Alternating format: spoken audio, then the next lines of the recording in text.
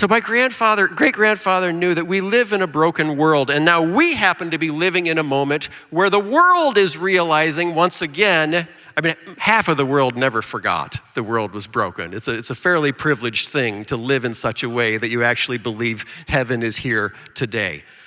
But people around us, our neighbors are realizing, wow, this is a broken world, and I've got questions about it. And my great-grandfather was never discouraged by the fact that it was a broken world because you know why? Do you know why? Because he had the good news. Because he knew the story we were in.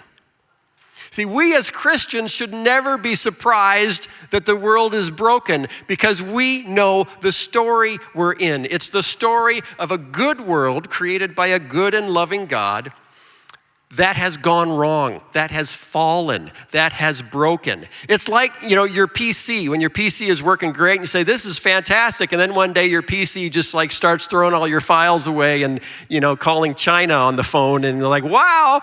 So you have to take it to Best Buy and say, something happened to my PC, and they say, oh, wait a minute, did you click on that email from the Nigerian prince that wanted to...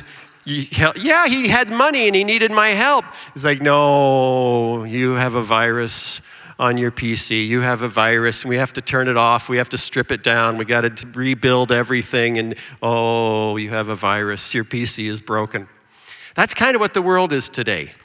And I don't know if you're thinking this, but I'm kind of thinking, is there a way to just turn off the world and turn it back on again? Just, give it a reboot. Big old bong, start the world up again. As Christians, we're the ones who know the story, and we can tell the story. And we can tell the story in new ways. We can tell, for my great-grandfather, it was on the radio. For me, it was on VHS cassettes. Now I'm doing podcasts and, Twitter. And some people are telling me I need to do TikTok, but I can't figure out what that is yet. I'm just like, one thing at a time, please. I'm still trying to tweet without offending anyone, and that's not going great all the time. We can do new things in new ways for new days, like my great-grandfather did. And we can provide the answers as people are wrestling with what is very clearly a broken world.